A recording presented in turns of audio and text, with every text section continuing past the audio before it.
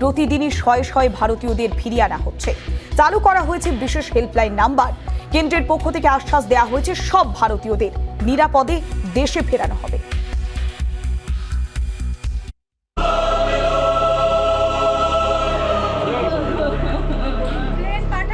মনে হচ্ছে কি আমার ছেলে মনে আমাকে আমার কাছে কোনোদিন আসবে না, আমার ছেলে মনে আমাকে আর ফোন করতে পারবে না। আজকে টাকার প্রলোভন দেখিয়েছে আমার ছেলেকে আনেন যেভাবে। তালিবানের দখলে যাওয়ার পর থেকেই কোনো বিভেদকামী শক্তি সন্ত্রাসের মাধ্যমে সাম্রাজ্য বিস্তার করলে তা দীর্ঘস্থায়ী হবে না। নাম না করে তালিবানদের উদ্দেশ্যে এমনই কড়া বার্তা দিয়েছেন ভারতের প্রধানমন্ত্রী নরেন্দ্র মোদী এবং একই সঙ্গে তিনি বার্তা দিয়েছেন যারা আটকে রয়েছে আফগানিস্তানে তাদের দ্রুত ভারতে ফিরিয়ে আনা হবে, তাই যাবতীয় পদক্ষেপ গ্রহণ করা হচ্ছে। তবে এখনো পর্যন্ত প্রচুর মানুষ আটকে রয়েছে, তারা কিভাবে এই দেশে ফিরে আসবে এবং কোন কোন পদক্ষেপ গ্রহণ করা হয়েছে সরকারের পক্ষ থেকে, যাবতীয় বিষয় নিয়ে আমরা আলোচনা করব। আমাদের সঙ্গে রয়েছেন প্রাক্তন সেনাকর্তা কর্নেল সব্যসাচী বাগচি, আপনাকে স্বাগত জানাবো রিপাবলিক বাংলায়। আমাদের সঙ্গে রয়েছেন প্রাক্তন রাষ্ট্রদূত পিনাক রঞ্জন চক্রবর্তী এবং একই সঙ্গে আরো অনেক অতিথিরা থাকবেন এবং যারা আফগানিস্তান থেকে এই মুহূর্তে দেশে পৌঁছেছেন তাদের অভিজ্ঞতার কথাও শুনবো। পাশাপাশি যে সমস্ত পরিবার উৎকণ্ঠায় রয়েছে, যাদের পরিবারের সদস্যরা এখনো পর্যন্ত আফগানিস্তানে আটকে রয়েছে, কেমন রয়েছেন তারা, তাদের কথা আমরা আলোচনা করব। তবে প্রথমেই আমরা যাব প্রাক্তন রাষ্ট্রদূত পিনাক রঞ্জন চক্রবর্তীর কাছে। মিস্টার চক্রবর্তী, বর্তমানে যা পরিস্থিতি তৈরি হয়েছে, আফগানিস্তানে একেবারে নৈরাজ্যবাদ চলছে, তালিবানরা তাদের উল্লাস চালিয়ে যাচ্ছে।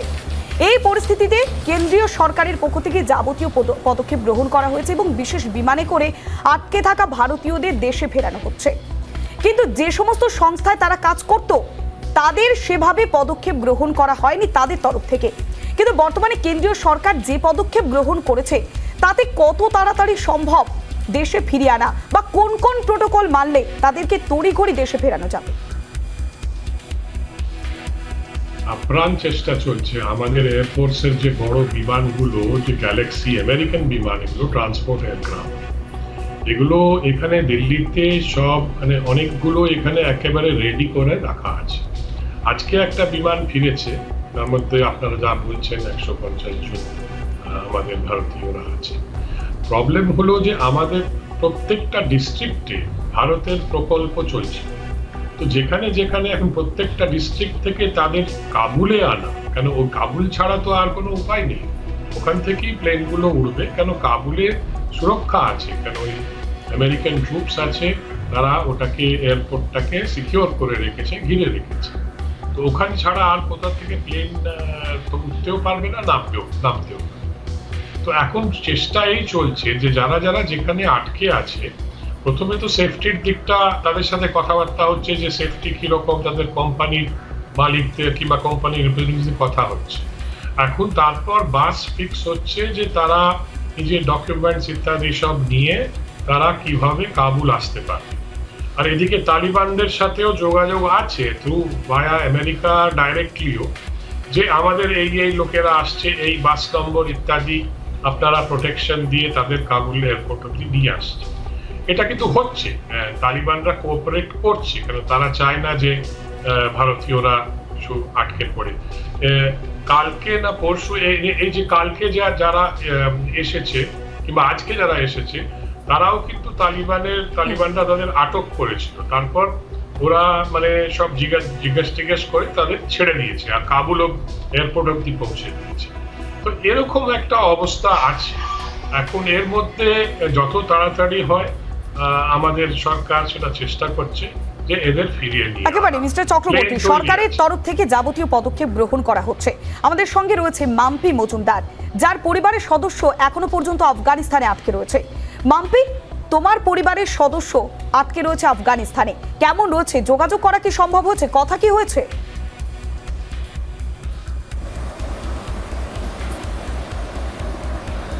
হ্যাঁ, কথা তো হয়েছে, কালকেও ফোন করেছিল। এখন আফগানিস্তান থেকে বেরিয়ে গেছে, এখন কাতার আছে, ওখানে ওর মেডিকেল হবে, তারপরে ভিসা দেবে, তারপরে বলল ওখান থেকে কাতার নয় দুবাই যাবে, সেইখান থেকে আমাদের ইন্ডিয়ায় আসবে, এটুকুই কথা হয়েছে। আর আজকে এখনো অনলাইনে আসেনি, বলছিল নেটওয়ার্কের প্রবলেম খুব। মানে তোমার দাদা আটকে রয়েছে ওখানে?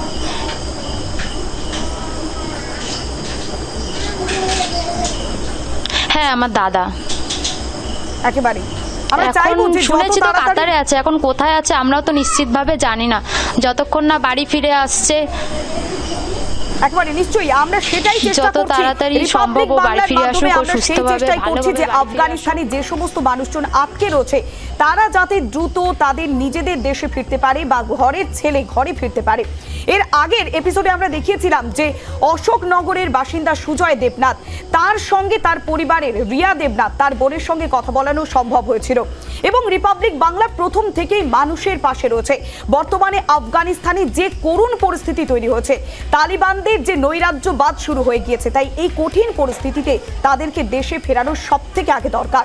বিদেশ মন্ত্রী এস জয়শঙ্করও সেই কথাই বলেছেন এবং এই বিষয় যে অত্যন্তই গুরুত্ব সহকারে দেখা হচ্ছে কেন্দ্রীয় সরকারের পক্ষ থেকে বারে বারে সেই বার্তাও কিন্তু দেওয়া হচ্ছে। আমাদের সঙ্গে রয়েছেন প্রাক্তন সেনাকর্তা কর্নেল সব্যসাচী বাগচি। কর্নেল বাগচি, একটা বিষয় পরিষ্কার, কেন্দ্রীয় সরকার যে বার্তা দিয়েছে সেই বার্তা অনুযায়ী কাজ করা হচ্ছে।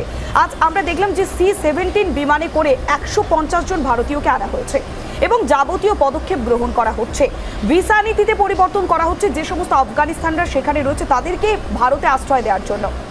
এই যে পদক্ষেপ গ্রহণ করা হচ্ছে, এই পদক্ষেপের পর তালিবানদেরকে কি রোখা সম্ভব?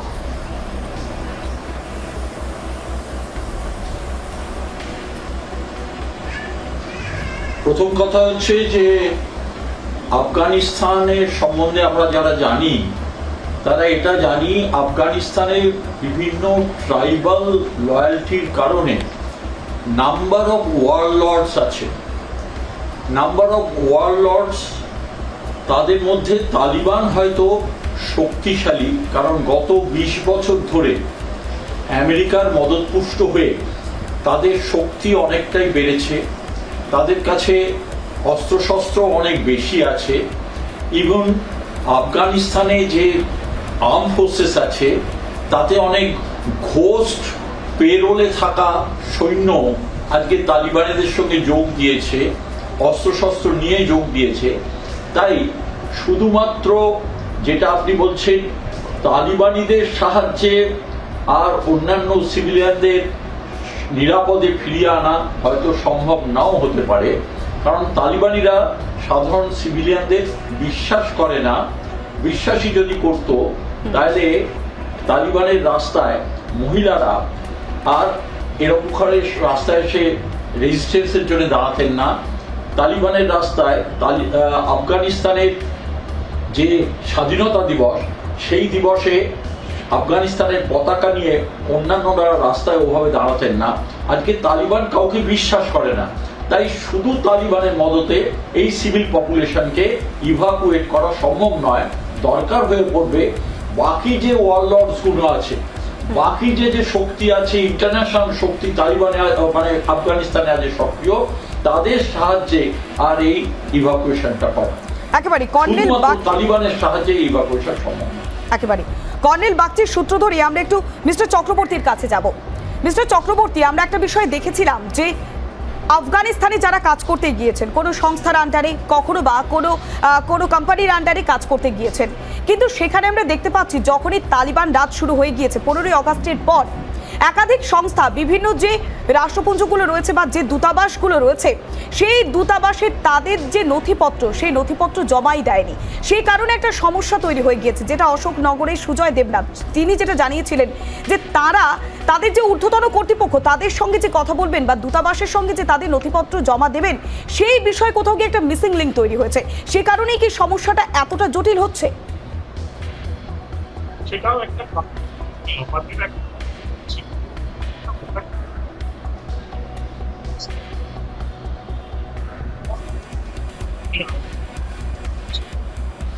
যদি কোনো কাজে যান কিংবা ওখানে লং টার্ম কন্ট্রাক্টে আসেন, তাহলে ওই ফর্মটা অনলাইন ভরে এমবাসিকে জমা দিয়ে দিতে হয়, যাতে এমবাসির একটা লিস্ট তৈরি থাকে যে এই জন এখানে আছে, এখানে কাজ করছে, তার এই কন্ট্যাক্ট নাম্বার ইত্যাদি, তার ওয়াইফ বা বাচ্চা কাচ্চা আছে কিনা সেসব ইনফরমেশন থাকে। আমাদের আসলে হয় কি, আমাদের অনেক ইন্ডিয়ানরা এটা তো ভলান্টারি, কম্পালসারি নয়, তাই জন্য ওরা ভুলে যায় কিংবা ভাবে যে ঠিক আছে পরে করে দেবো, কিংবা এমার্জেন্সি আসলে করব। এই একটা সমস্যা আমাদের অনেক জায়গাতেই আছে, সব জায়গাতেই আছে। আর আফগানিস্তানে ন্যাচারালি যারা অনেক ডিফারেন্ট তাদের করা উচিত ছিল, যদি করে রাখতো তাহলে আমাদের অলরেডি ছিল, আমাদের জিজ্ঞেস করতে হতো যে কোথায় আছে, খুঁজতে হচ্ছে। এই একটা সমস্যা হচ্ছে। হচ্ছে মানে যারা আফগান কর্মচারী তারা সবাই সব করে জিজ্ঞেস করছে, কিন্তু এই যদি আগে থেকে অনেক বেশি সুবিধে হতো এমবাসি সরকারের। আমরা একটু কর্নেল বাগচির কাছে যাব। কর্নেল বাগচি, আমরা দেখেছি যে বিদেশ মন্ত্রী যে বার্তা দিয়েছেন এবং প্রধানমন্ত্রী যে বার্তা দিয়েছেন সেই অনুযায়ী কিন্তু কাজ এগোচ্ছে। জয়শঙ্কর তিনি বৈঠক করেছেন অ্যান্টনি ব্লিংকেন অর্থাৎ মার্কিন বিদেশ সচিবের সঙ্গে। সেখানে তিনি উষ্মা প্রকাশ করেছেন যে শান্তি চুক্তি না হওয়ার আগেই কেন তড়িঘড়ি আমেরিকা এইভাবে সেনা সরালো। এই বিষয়টি নিয়ে মূলত গুরুত্বপূর্ণ বিষয় আলোচনা হয়েছে এবং সবথেকে যেটা বড় বিষয় আমরা দেখলাম যে মার্কিনরা কোথাও গিয়ে তালিবানদেরকে কি সমঝে চলছে, কেননা পাকিস্তানকেও তাদেরকে হাতে রাখা দরকার, নিজেদের ওপরে তালিবানরা যাতে অ্যাটাক না করে। সে কারণেই মার্কিন বাহিনী এই যে তড়িঘড়ি সরিয়ে নেওয়ার পর খানিকটা সাবধানে কি তারা অবস্থান গ্রহণ করছে এবং সেটা কি ভারতের নিরাপত্তার ক্ষেত্রে পদক্ষেপ ফেলতে পারে কোনো?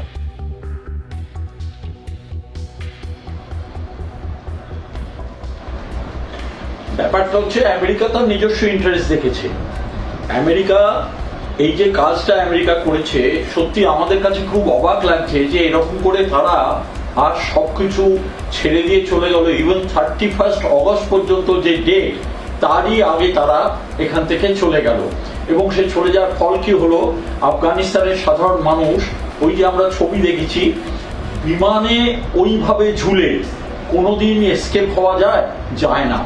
নিজেদের শিশুদের পাঁচিলের ওপাশে আর আমেরিকানদের হাতে দিয়ে অ্যাটলিস্ট এদেরকে বাঁচাও, আমরা মরে যাবো, এরা বাঁচুক, এই ধরনের যে ডেসপারেশন, এইটা কিন্তু আমেরিকার তড়িঘড়ি হওয়ার কারণে হয়েছে। কিন্তু একটা কথা বুঝতে হবে, যদি বৃষ্টি হয় আপনাকে নিজের ছাতা নিজে হাতে মাথার উপর ধরতে হবে। কোনো দেশ বড় হতে পারে না বা বাঁচতে পারে না বৈদেশিক শক্তির সাহায্য নিয়ে। আজ 20 বছর ধরে আমেরিকা যেটা করেছে, আমেরিকা তালিবানদের সঙ্গে আর একটা সমঝোতা করে চলেছে। আর সেই সমঝোতা করার সময় তারা এটা মনে করেছিল যে আফগানিস্তান যে আর্ম ফোর্সেস সেটা হয়তো ঠিকভাবে তৈরি হয়ে গেছে। কিন্তু আমেরিকা যেটা বলছে যে দেশের সোলজাররা, আফগানিস্তানের সোলজাররা, তারা যদি তাদের নিজেদের দেশকে বাঁচাবার ব্যাপারটা না করে, তো আমাদের কি দায়িত্ব আছে যে আমরা সেখানে 20, 21, 22, 23, 25 বছর থাকবো। অর্থাৎ সে তার ন্যাশনাল ভঙ্গি দিয়ে এটা করেছে। কিন্তু তাহলে অসুবিধাটা কোথায় হয়েছে?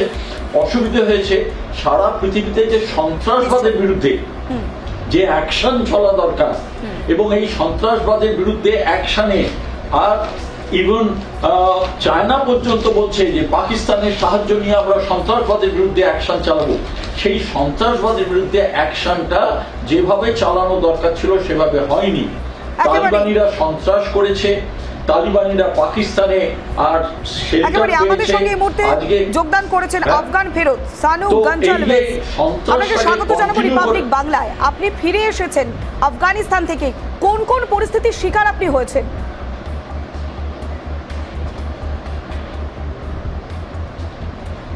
আমি যখন আসছিলাম তার আগেই কোম্পানি বলতে আফগানিস্তানের কাবুলের এয়ারপোর্টের বাইরে প্রবলেম অলরেডি চালু হয়ে গেছিল। তালিবানরা আস্তে আস্তে বাগরাম, কান্দার সব নিজেদের দখলে করে নিয়েছিল। আমি পরিস্থিতি খারাপ থেকে কোম্পানিকে তখন বলি যে আমাদের বাড়ি পাঠিয়ে দাও। তা কোম্পানি আমাদের বাড়ি পাঠিয়ে দিয়েছে। তা আমরা যখন এয়ারপোর্টে আসছি তখন স্থানীয় প্রচুর লোক নিজের দেশ ছেড়ে চলে যাচ্ছে। তার আগেও আমরা আওয়াজ শুনেছি যে পার্লামেন্টের পাশে বোম পড়েছে, এয়ারপোর্টের সাইডে বোম পড়েছে। ঠিক আছে, এগুলো আমাদের সাইলেন্ট বাসে তখন আমাদের বাংকারে যেতে হতো। খুবই ভয়ঙ্কর পরিস্থিতি তৈরি হচ্ছিল আমরা যখন আসছিলাম। তো আমি বুদ্ধি করে তখন চলে এসেছিলাম। একেবারে যে পরিস্থিতি আমরা দেখতে পেয়েছি, যে ছবিটা আমরা দেখতে পেয়েছি, সেক্ষেত্রে কি এইভাবেই নৃশংস জল্লাদদের মতো তারা আচরণ চালিয়ে গিয়েছে? এইভাবেই বন্দুকের নল নিয়ে তাড়া করেছে তারা সাধারণ মানুষকে? তারা এইভাবেই সাধারণ মানুষকেই উপর টর্চার করে। তারা সাধারণ মানুষকে এইভাবেই তারা ইয়ে করে। মেয়েদের উপরে বেশি, এটা মেয়েদের উপরে প্রচন্ড অত্যাচার হয়।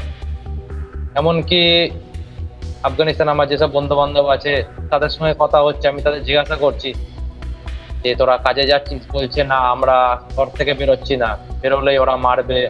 এইভাবে খুব অত্যাচার তারা করছে। কিন্তু জানো, আমরা প্রথমেই দেখেছিলাম যে তালিবানরা বার্তা দিয়েছিল মেয়েরা সমাজ গঠনের জন্য, সরকার গঠনের জন্য এগিয়ে আসতে পারে।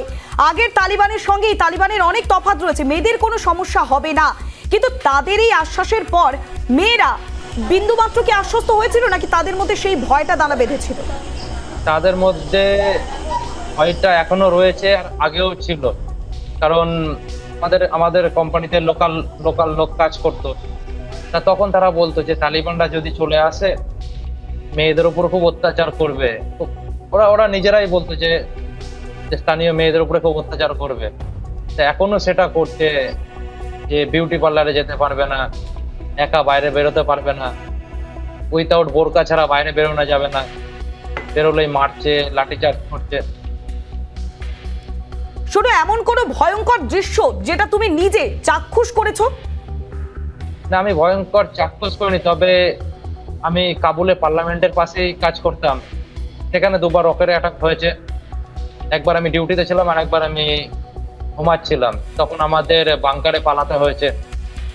যে আমরা বাংকারে চলে গেছি সঙ্গে সঙ্গে সেফটি। বাংকার মানে হচ্ছে সেফটি। মানে এখন কতখানি আশ্বস্ত তুমি? কেননা যেভাবে তুমি যে পরিস্থিতির মধ্য দিয়ে তুমি ওখানে কাটিয়েছো, তারপর তুমি নিজের দেশে ফিরে এসেছো, নিজের পরিজনদের কাছে ফিরে এসেছো, পরিবার কতখানি আশ্বস্ত এবং তুমি নিজে কতখানি আশ্বস্ত হয়েছো? আমি যতক্ষণ ফ্লাইটে বসেছিলাম ততক্ষণ ভয়ের মধ্যে ছিলাম। আমি যখন কাবুল এয়ারপোর্টে আসি তখন আমার যেখানে লাগে 20 মিনিট, সেখানে আমার 1.5 আওয়ার লেগেছিল। এত জ্যাম। প্রচন্ড ভয়ে ছিলাম। প্রত্যেকটা মানুষ দেশ ছেড়ে চলে যাচ্ছে। তারপরে এয়ারপোর্টে যখন আসলাম, ফ্লাইটে বসেও ভয় লাগছে। কারণ যেদিনকে আমি এসেছি সেদিনকেও অ্যাটাক হয়েছে। আমরা চলে আসার পর আমাদের বন্ধু বান্ধব বললো যে আজকেও অ্যাটাক হয়েছে। বাড়িতে আসার পর খুবই প্রাউড ফিল করেছি নিজেকে যে ভালোভাবে পৌঁছে গেছি। তবে আমারও কিছু বন্ধু বান্ধব আটকে আছে, চেন্নাইয়ের আছে, আমাদের রানাঘাটেরও কিছু আছে। তারা ইউএস আমেরিকান আর্মিদের আন্ডারে আছে। তাদের কোনো এখনো আসার কোনো ফিক্সড ডেট নেই, তবে ওরা ভালো আছে। আমার কথা হচ্ছে একেবারে সরু, যখন তুমি কাবুল বিমানবন্দরে পৌঁছলে, কাবুল বিমানবন্দরের ছবিটা আমরা দেখেছি যে সেখানে মানুষের ঠিক থেকে ভিড়, বিভিন্ন জায়গায় পালিয়ে যাওয়ার চেষ্টা করছে মানুষজন। সেক্ষেত্রে ছোট্ট ছোট্ট সন্তানদেরকেও আমরা দেখেছি যে তাদেরকে নিয়ে যখনই মা বাবারা বিমানবন্দরে এসেছে খানিকটা হলেও আশ্বস্ত হয়েছে। এই যে পরিস্থিতিটা, সামগ্রিকভাবে যে এই পরিস্থিতি যখন তুমি চাক্ষুষ করছো, সেক্ষেত্রে যে মার্কিন যে সেনাবাহিনী তারা তো অনেকটা পরে এসেছিল, বা তারা যখন উদ্ধার কাজের জন্য এসেছিল, সেক্ষেত্রে কি খানিকটা হলেও আশ্বস্ত হয়েছিল মানুষ যখন মার্কিন সেনাবাহিনী এলো? মার্কিন সেনাবাহিনী এসছে খালি embassy, US embassy, Kabul airport, এইগুলো প্রোটেক্ট করতে। বাইরের কোনো ঝামেলার জন্য ওরা আসেনি। কেন আমেরিকান এম্বাসিতে আমেরিকান আছে, কাবুল এয়ারপোর্ট, এগুলো প্রোটেক্ট করতে ওরা এসছে। একেবারে নিজেদের দেশের নাগরিকদেরকে ফেরত আনার জন্য তারা এসেছিল। কিন্তু অনেক সময় আমরা দেখেছিলাম যখনই আশ্বস্ত হয়েছিল মানুষজন যে মার্কিন বাহিনী এসেছে, আফগানিস্তানে এসেছে, ফলে সেক্ষেত্রে পরিস্থিতি হয়তো মোকাবেলা করা যেতে পারে, একটু কি ক্ষীণ আশাও কি তৈরি হয়েছিল? হ্যাঁ, লোকালদের মনে আশা তৈরি হয়েছিল। আমরা চলে আসার পরও নিয়মিত ডিউটি যেত। যারা স্থানীয় লোক ছিল তারা নিয়মিত ডিউটি যেত। যখনই কাবুলে তালিবান ঢুকে গেল তখন স্থানীয় লোক আর কাজে আসতো না, ভয়ে। একেবারে মানুষজন কিভাবে ভয়ে সিটিয়েছিল সেই কথাই আমরা শুনলাম সোনুর থেকে। কেননা সোনু সদ্য আফগানিস্তান থেকে এই কঠিন পরিস্থিতির মধ্যে নিজের দেশে ফিরে এসেছে, নিজের ঘরে ফিরে এসেছে। বাংলার পাশাপাশি গোটা দেশ জুড়ে প্রচুর মানুষ আটকে রয়েছে এখনো পর্যন্ত আফগানিস্তানে। আমাদের সঙ্গে রয়েছে সেই অতিথিরা যে সদ্যই আফগানিস্তান থেকে ফিরে এসেছে কিংবা তাদের পরিবারের সদস্যরা আটকে রয়েছে আফগানিস্তানে। আমরা যাবো মাম্পির কাছে। মাম্পি, দাদার সঙ্গে প্রথম কবে কথা হয়েছিল এবং যখন কথা হয়েছিল তখন কি পরিস্থিতি?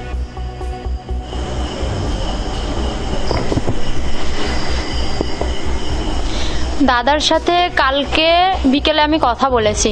দাদা বলল যে ও এখন ঠিক আছে, ও এখন কাতারে পৌঁছে গেছে, ওদের মেডিকেল হবে, তারপরে ভিসা দেবে, তারপরে ওখান থেকে দুবাই বা কুয়েতে যেতে হতে পারে। যখন প্রথম এই ধরনের পরিস্থিতি তৈরি হলো 15ই আগস্ট, একেবারে কাবুলের দখল নিয়ে নিল তালিবানরা, তারপরে কি দাদার সঙ্গে যখন প্রথম কথা হলো সেই পরিস্থিতিটা কেমন ছিল?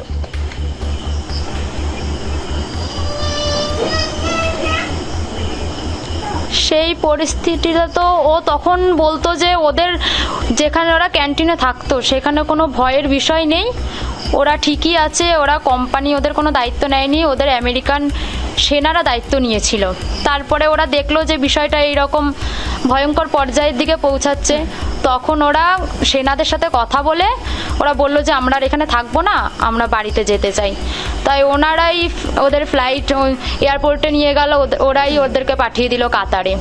একেবারে তারপরে ওর সাথে আমার কালকে লাস্ট কথা হয়েছে, কালকে বলল যে আমি ঠিক আছি, তোরা টেনশন করিস না। একেবারে আমরা একটু সোনুর কাছে যাব। সোনু, মাম্পি যে কথা বললো যে তার দাদা যখন আটকে ছিল এরপরে মার্কিন সেনা তাদেরকে এসে উদ্ধার করে নিয়ে গেছে, তোমরা কি সেরকম কোনো সহযোগিতা পাওনি?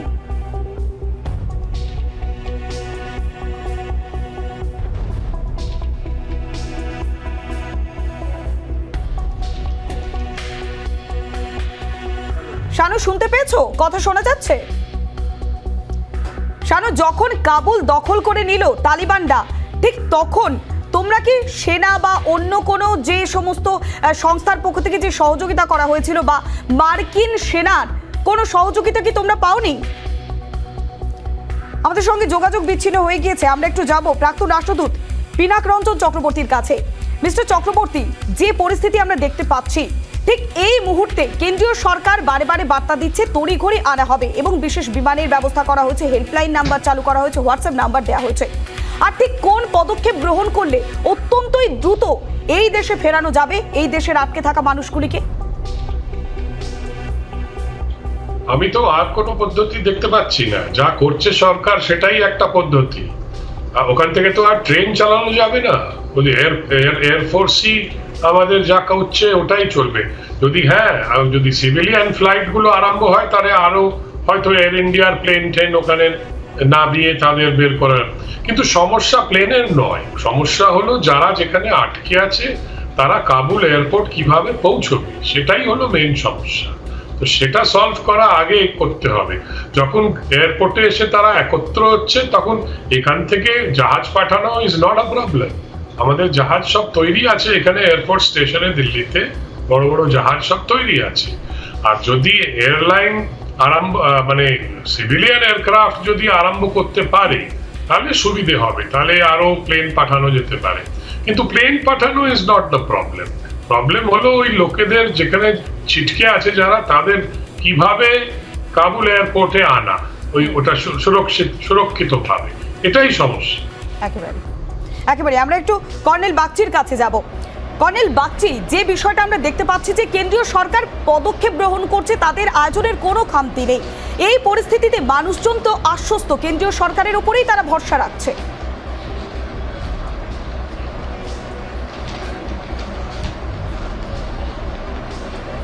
দেখুন, আমার মনে হচ্ছে কোথাও না কোথাও একটা ইউএস ইন্টেলিজেন্স ফেলিওর হয়েছে। আমি একটা ভারতের ন্যাশনাল ডেইলিতে একটা সংবাদ দেখছিলাম, 12ই আগস্ট 15ই আগস্ট কাবুল অধিকার করেছে তালিবান। 12ই আগস্টের একটা সংবাদ দেখছিলাম, তাতে ইউএস ইন্টেলিজেন্স বলছে যে কাবুল ফল করতে আরো হয়তো 90 দিন সময় লাগবে।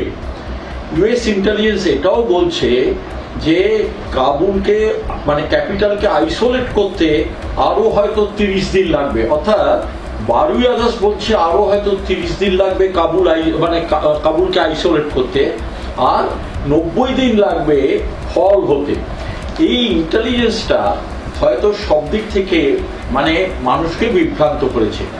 আমেরিকা যদি এইরকম ধরনের ইন্টেলিজেন্সের উপর ভিত্তি করে তার লজিস্টিক্স গুলোকে সাজায়, যে লজিস্টিক্স উপর ভিত্তি করে আজকে ইভাকুয়েশন হচ্ছে, তাহলে আমাদের কাছেও এই ইন্টেলিজেন্সটা যদি থেকে থাকে, যেটা মিস্টার চক্রবর্তী বলছেন, বা আমাদের লোকেদেরকে অন্যান্য জায়গা থেকে কাবুলে নিয়ে আসাটা, আর জন্য হয়তো এই ডেটগুলো মনে করা হচ্ছিল না যে এখনো বোধহয় সময় আছে। একেবারে কর্নেল বাগচি, এই প্রসঙ্গে আপনি যে প্রসঙ্গটা তুলে ধরলেন যে মার্কিন সংবাদ মাধ্যমে যদি এই ধরনের খবর সম্প্রচার করা না হতো তাহলে হয়তো মানুষজন আরো অতিরিক্ত সচেতন হতে পারত।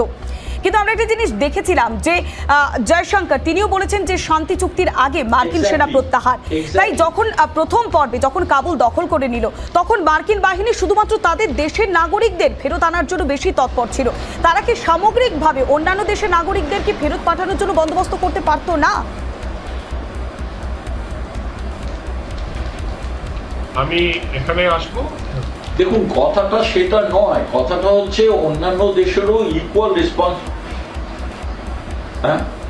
হ্যালো, হ্যাঁ বলুন, শোনা যাচ্ছে। অন্যান্য দেশের সম্বন্ধে নিশ্চয়ই আমেরিকার একটা রোল আছে, কিন্তু এই কোঅর্ডিনেশনটা ইন্ডিয়া গভর্নমেন্টের সঙ্গে অবশ্যই হয়েছে। যদি অবশ্য না হতো তাহলে যাদেরকে ইভাকুয়েট করা গেছে তাদেরকেও হয়তো ইভাকুয়েট করা যেত না। অটোমেটিক্যালি কোনো না একটা কোঅর্ডিনেশন হয়েছে। গন্ডগোলটা অন্য জায়গায় হচ্ছে, গন্ডগোলটা হচ্ছে পুরো অ্যাসেসমেন্টটা কোথাও না কোথাও একটা ভুল হয়েছে। একটা হয়তো ভাবা হয়েছিল যে আমেরিকা যদিও বলছে যে আমরা উইথড্র করবো, আমরা চলে যাব, আমরা সেনা ফেরত আনবো, একটা শেষমেশ হয়তো ভাবা হয়েছিল আমেরিকা হয়তো শেষমেশ ফেরত যাবে না। তার কারণ কথা হচ্ছে যে আজকে আমেরিকা প্রো পাকিস্তান নয়, আমেরিকা ফেরত যাবে না, কারণ আমেরিকা মনে করছে চায়না যে ইনরোড করার চেষ্টা করছে, চায়নাও আজকে প্রো আমেরিকান নয়, চায়না আজকে প্রো পাকিস্তান।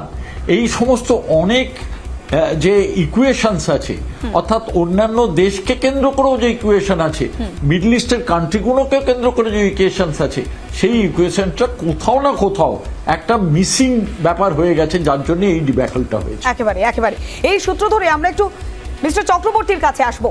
মিস্টার চক্রবর্তী, যে বিষয়টি কর্নেল বাগচি বললেন যে অন্যান্য দেশগুলির সঙ্গে কোথাও গিয়ে ইকুয়েশনে কোথাও সমস্যা হয়েছে, তবে আমরা দেখলাম যে স্বরাষ্ট্র মন্ত্রকের পক্ষ থেকে ঘোষণা করা হয়েছে যে ভিসা নীতিতে পরিবর্তন করা হচ্ছে, নয়া ভিসা নীতি চালু করা হচ্ছে শুধুমাত্র আফগানিস্তানের জন্য। সেক্ষেত্রে কতখানি ফল সুরাহা হতে পারে বা এই পরিস্থিতিতে এই সিদ্ধান্ত কতখানি তাৎপর্যপূর্ণ? এই যে ইলেকট্রনিক ভিসা যেটা আমরা সরকার করেছে, এটাকে একটা নতুন ক্যাটাগরি এক্স এমার্জেন্সি ভিসা করেছে। এটা অনলাইন হয়ে যাবে, মানে অনলাইনে অ্যাপ্লাই করলে আর অনলাইনেই ভিসাটা অ্যাপ্রুভ হয়ে যাবে, ওই কাগজটা ডাউনলোড করে ওটাই ভিসা হয়ে যাবে। তার মানে পাসপোর্টে যে একটা ঠাপ্পা লাগানো কিংবা স্টিকার লাগানো ওটার দরকার হবে না। এটা অনেক সুবিধে হবে সবাই, যারা এখানে আসতে চায় ইন্ডিয়াতে তারা অ্যাপ্লাই করছে। এখন 24/7 রাতভর কাজ হচ্ছে এখানে দিল্লিতে, ওই হোম মিনিস্ট্রি আর এমইতে। একটা কথা আমি বলতে চাই যে আমেরিকান অ্যাসেসমেন্ট যেটা এক্ষুনি উনি বললেন বাগচি মশাই, যে ওদের এসব বলা যে 90 দিন লাগবে, 30 দিন লাগবে, এটা খুব মিসলিডিং ভাবে এগুলোকে অন্য সব দেশকেই খুব মিসলিড করে দিয়েছে। এদিকে আরো আমি একটা কথা এখানে বলতে চাই যে উইথড্রল ফ্রম আফগানিস্তানে নিয়ে ভারত আর আমেরিকার বেশ ভালো মতভেদ হয়েছে, মানে কিছুতেই আমাদের ওখানে একটা মিল হয়নি। কিন্তু আমরাও তখন বুঝে গেছি যে ওরা আর থাকতে চায় না, ওদের ওয়ার ফ্যাটিগ হয়ে গেছে, ওদের back home domestic public opinion চায় না যে আমেরিকা ওখানে থাকুক। তো সেই নিয়ে কিন্তু যে উইথড্রয়ালের যে প্রসেসটা, ওটাতে গোলমাল হয়েছে বেসিক্যালি। কারণ এগ্রিমেন্ট তো তালিবানের সাথে হয়ে গেছিল যে আমরা যাচ্ছি এই ডেট, কিন্তু তালিবানও সেটা প্রমিস করেছিল যে হ্যাঁ আমরা ফ্যাসিলিটেট করব। দ্যাট ওয়াজ দি একেবারে মার্কিন যে পদক্ষেপ বা তাদের সেনা সরিয়ে নিয়ে যাওয়ার যে পদক্ষেপ, সেটাতে একটা প্রশ্ন উঠছে। আমরা একটু মাম্পির কাছে যাব। মাম্পি, দাদার সঙ্গে কথা হয়েছে, খানিকটা আশ্বস্ত, কিন্তু যতক্ষণ না বাড়ি ফিরছে ততক্ষণ কি স্বস্তির নিঃশ্বাস ফেলতে পারছো?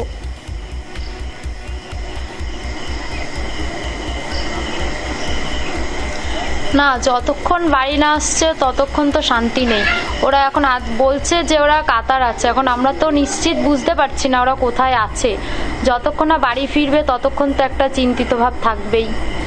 বাড়ি আসলে তখন জানতে পারবো যে ওরা কোথায় ছিল, কি করেছে, কি খাচ্ছে। এখন তো আমরা কিছুই বুঝতে পারছি না। একেবারে ঘরের ছেলে ঘরে ফেরার অপেক্ষায় রয়েছে মাম্পির মতো একাধিক মানুষ, আর তাদেরই পাশে থাকার বার্তা দিচ্ছে বারে বারে সরকার। যাবতীয় পদক্ষেপ গ্রহণ করা হচ্ছে কেন্দ্রীয় সরকারের পক্ষ থেকে। প্রধানমন্ত্রী নরেন্দ্র মোদী এবং বিদেশ মন্ত্রী নিজেরাই ঘোষণা করেছেন একাধিক পদক্ষেপ গ্রহণ করা হচ্ছে।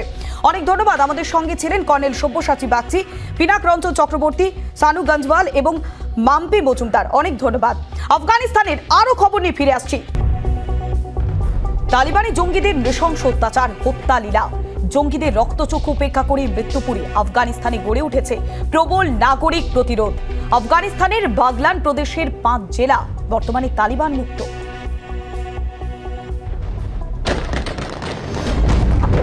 মুহুর্মুহু গুলিবর্ষণ, নির্মম হত্যা।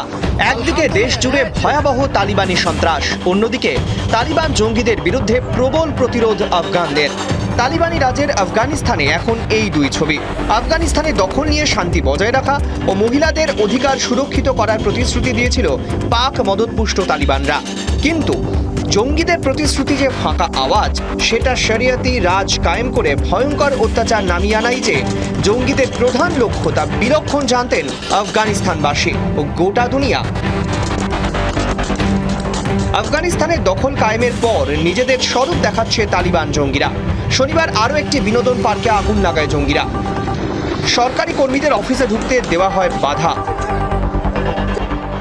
জঙ্গিদের বন্দুকে নল ও রক্তচক্ষু উপেক্ষা করেই পাক মদতপুষ্ট তালিবানিদের বিরুদ্ধে প্রতিরোধ গড়ে উঠছে। আফগানিস্তানের স্বাধীনতা দিবসের দিন দেশের জাতীয় পতাকা নিয়ে হয়েছিল মিছিল। তারপর থেকেই অস্ত্রধারী জঙ্গিদের বিরুদ্ধে রুখে দাঁড়াচ্ছেন আফগানরা। আফগানদের প্রতিরোধ ও আফগানিস্তানের সেনাবাহিনীর প্রতিরোধে পিছু হটতে বাধ্য হচ্ছে তালিবান। আর এই প্রতিরোধে উল্লেখযোগ্য ভূমিকা নিচ্ছেন আমরুল্লাহ সালের অনুগত বাহিনী ও নর্দার্ন অ্যালায়েন্স। পাঞ্চশিরের শের হিসাবে খ্যাত আফগান কমান্ডার আহমেদ শাহ মাসুদের ছেলে আহমেদ মাসুদের নেতৃত্বে তালিবানের বিরুদ্ধে একজোট হয়েছে আফগানরা। তালিবানি রাজের আফগানিস্তানে এখন প্রতিরোধের আগুন জ্বলছে। প্রতিরোধের আগুনে গৃহযুদ্ধ চলছে আফগানিস্তানে। তালিবানদের বিরুদ্ধে প্রতিরোধ গড়ে তুলতে জোট বেঁধেছে দেশের উত্তরে বসবাসরত বিভিন্ন জনজাতির যোদ্ধারা, যাদের একটি নর্দার্ন অ্যালায়েন্স। আর এতেই পিছু হটতে বাধ্য হচ্ছে তালিবান। রিপাবলিক বাংলা। তালিবানকে সমর্থন করলেন হাসমাত গানি আহমেদ জাই, কোচিসের গ্র্যান্ড কাউন্সিলের প্রধান হাসমাত। আফগানিস্তানের প্রাক্তন প্রেসিডেন্ট আশরাফ গানির ভাই। মনে করা হচ্ছে ব্যবসায়িক স্বার্থ সুরক্ষিত রাখতেই তার এই সমর্থন। তালিবানের সঙ্গে হাত মেলালেন আফগানিস্তানের ক্ষমতাচ্যুত প্রেসিডেন্ট আশরাফ গানির ভাই হাসমাত গানি আহমেদ জাই। শনিবার তিনি দুই তালিবান নেতা খলিল উর রহমান এবং মুফতি মোহাম্মদ জাকিরের সঙ্গে দেখা করে সমর্থনের কথা জানিয়েছেন। আশরাফ গানি পরিবার নিয়ে সংযুক্ত আরব আমিরশাহিতে চলে গেলেও দেশেই আছেন হাসমাত। তিনি আফগানিস্তানের নির্দল রাজনীতিবিদ হিসেবে পরিচিত। কুচিসের গ্র্যান্ড কাউন্সিলের প্রধান হাসমাত, তবে ব্যবসায়ী হিসেবেই তার মূল পরিচয়। আফগানিস্তানের অন্যতম বৃহৎ ব্যবসায়ী সংগঠন গানি গোষ্ঠীর চেয়ারম্যান তিনি। নতুন সরকার গঠনের ক্ষেত্রে তালিবান নেতৃত্ব বিভিন্ন পক্ষের সঙ্গে আলোচনা করছে। শনিবারই কান্দাহার থেকে কাবুল পৌঁছেছেন তালিবান শীর্ষ নেতা মোল্লা বারাদার। সরকার গঠন প্রক্রিয়ায় হাসমাতের সমর্থন কিছুটা সুবিধা দিতে পারে জঙ্গিদের। পাশাপাশি আশরাফ গানির তালিবান বিরোধী অবস্থান প্রশ্নের মুখে পড়তে পারে দেশে। অন্যদিকে তালিবান সমর্থনের পেছনে হাসমাত গানির ব্যবসায়িক স্বার্থই প্রধান বলে মত ওয়াকিবহাল মহলের। প্রশাসনিক পদ বাঁচানোর থেকেও হাসমাত গানির কাছে গুরুত্বপূর্ণ তালিবান শাসনে ব্যবসা টিকিয়ে রাখা, যা পরিবর্তিত পরিস্থিতিতে তালিবানদের সমর্থন ছাড়া সম্ভব নয়। রিপাবলিক বাংলা। সোশ্যাল মিডিয়ায় তালিবানকে সমর্থনের অভিযোগে 14 জনকে গ্রেফতার করল অসম পুলিশ। বেআইনি কার্যকলাপ এবং তথ্য সম্প্রচার আইনের অধীনে তাদের গ্রেফতার করা হয়। আফগানিস্তানে তালিবান রাজ শুরু হতে সোশ্যাল মিডিয়ায় নজর রাখছিল অসম পুলিশ। দেখা যায় তালিবানের সমর্থনে সোশ্যাল মিডিয়ায় টানা পোস্ট করেছিলেন কয়েকজন। সেই সূত্র ধরে 14 জনকে গ্রেফতার করল অসম পুলিশ। কামরূপ, বারপেটা, ধুবড়ি সহ বিভিন্ন এলাকা থেকে এদের গ্রেফতার করা হয়। অসম পুলিশের এক আধিকারিক সতর্কতামূলক একটি পোস্ট করেন। তালিবানের সমর্থনে সোশ্যাল মিডিয়ায় যেসব পোস্ট করা হচ্ছে তা জাতীয় নিরাপত্তার জন্য বিপজ্জনক। এই ধরনের ব্যক্তিদের বিরুদ্ধে আমরা কড়া পদক্ষেপ করছি। যদি কেউ বিষয়টি লক্ষ্য করেন তাহলে আমাদের জানান। তালিবানের ক্ষমতায় আসার পর এখনো পর্যন্ত সোশ্যাল মিডিয়াগুলি এই সংক্রান্ত পোস্ট নিয়ে কড়া পদক্ষেপ করেছে। তারপরেও সরাসরি তালিবানের সমর্থনে অনেকে পোস্ট করছেন বলে অভিযোগ উঠছে। এদের মধ্যে অসম পুলিশের সাইবার সেল ক্রমাগত নজর রেখে চলেছে। অসম পুলিশের দাবি কমপক্ষে 20টি সোশ্যাল মিডিয়া প্রোফাইল থেকে তালিবানের সমর্থনে পোস্ট করা হচ্ছিল। রাজ্যের 11টি জেলা থেকে এই ধরনের পোস্ট করা হচ্ছে বলে অভিযোগ। পাশাপাশি দুবাই, সৌদি আরব এবং মুম্বাইতেও এই প্রোফাইলগুলি চালানো হচ্ছে বলে সূত্রের খবর। রিপাবলিক বাংলা। কাবলিওয়ালার বাঙালি বউয়ের গল্প প্রায় সবারই জানা, তবে এবার খোঁজ পাওয়া গেল আরও এক বাঙালি বউয়ের। বেহালার সংঘমিত্রা দফাদার। তালিবান সন্ত্রাসে বিধ্বস্ত আফগানিস্তানে 2 সন্তানকে নিয়ে বর্তমানে গৃহবন্দী সংঘমিত্রা। দেশে ফিরবার প্রহর গুনছেন তিনি। দেশে ফেরা হয়নি কাবুলিওয়ালার বাঙালি বউ সুস্মিতা বন্দ্যোপাধ্যায়ের। 2013 সালে নির্মমভাবে তাকে খুন করে তালিবানরা। এবার আরও এক বাঙালি মেয়ে সংঘমিত্রা দফাদার 2 সন্তানকে নিয়ে আটকে আফগানিস্তানে। পেশায় নার্স সংঘমিত্রা এখন দেশে ফিরতে চাইছেন, তবে মেয়ের সঙ্গে এখনও ঠিকভাবে যোগাযোগ করতে পারছেন না বেহালায় তার পরিবার। না না, একদম ওর সঙ্গে কথা হয়নি। ওকে লিঙ্ক করা মুশকিল হয়ে যাচ্ছে ফোনে। সকালে হয়েছিল, তাও কালকে বিকেলের দিকে আর পারা যায়নি। কলকাতায় এক আফগান যুবককে বিয়ে করেন সংঘমিত্রা। তাদের প্রথম সন্তানের জন্ম কলকাতাতে। 2000 সালে সপরিবারে আফগানিস্তানে চলে যান সংঘমিত্রা। সেখানে নার্সিংয়ের পেশায় যুক্ত হন তিনি। যুদ্ধবিধ্বস্ত আফগানিস্তানে কার্যত গৃহবন্দী। হাতে ভিসা পেলেও কবে দেশে ফিরবেন জানা নেই। তালিবানের সন্ত্রাসের কথা জানেন বেহালার সংঘমিত্রার পরিবার। মহিলাদের ওপর তালিবানের অত্যাচারের কথাও অজানা নয় তাদের। তাই ঘরের মেয়ে না ফেরা পর্যন্ত চিন্তিত তারা। তালিবানের যা স্বভাব, মেয়ে দেখলে যেন ইয়ে করে, মানে ওদের অত্যাচার, সমস্ত কাগজপত্রে এবং তাদের প্রিভিয়াস যে ইতিহাস, ওদের দেখলেই মানুষ ভয় পায়। মেয়েকে ঘরে ফেরাতে সরকারের দ্বারস্থ সংঘমিত্রার পরিবার। ভিসা তৈরি, তবে কবে দেশে ফিরবে মেয়ে জানেন না তারাও। বেহালা থেকে পিঙ্কি অধিকারী রিপোর্ট, রিপাবলিক বাংলা। ভারতীয় নাগরিকরা কাবুলে সম্পূর্ণ সুরক্ষিত। কারো কোনো অপহরণের খবর নেই জানালো ভারত সরকার। শনিবারও কাবুল থেকে 85 জন ভারতীয়কে সরানো হলো বায়ুসেনার বিমানে।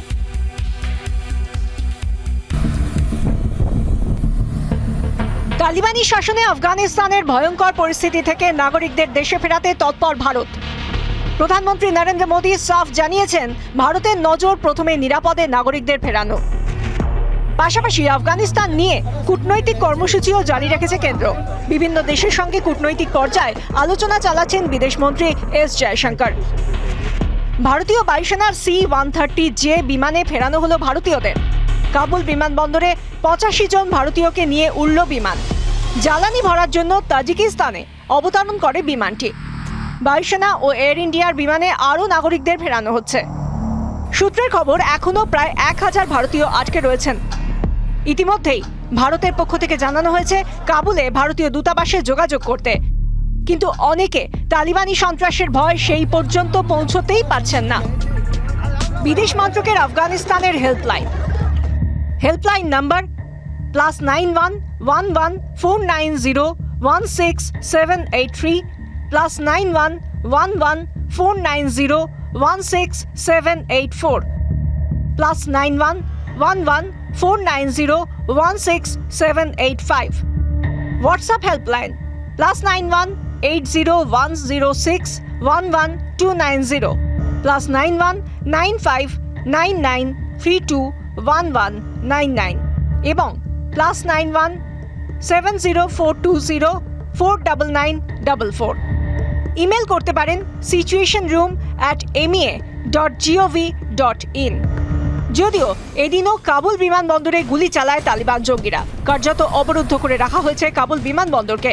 আতঙ্কের পরিবেশের মধ্যেও প্রাণ হাতে বিমানের খোঁজে বিভিন্ন দেশের নাগরিকরা। এদিনই আফগান মিডিয়ার খবর প্রকাশিত হয় যে 150 জনকে কাবুল বিমানবন্দর এলাকা থেকে অপহরণ করে তালিবান। এদের মধ্যে কয়েকজন ভারতীয়ও ছিল বলে জানা যায়, যদিও তালিবান খবরের সত্যতা অস্বীকার করে। পরে ভারত সরকারের তরফে জানানো হয় কাবুলে সব ভারতীয়রা সুরক্ষিত রয়েছেন। রিপাবলিক বাংলা।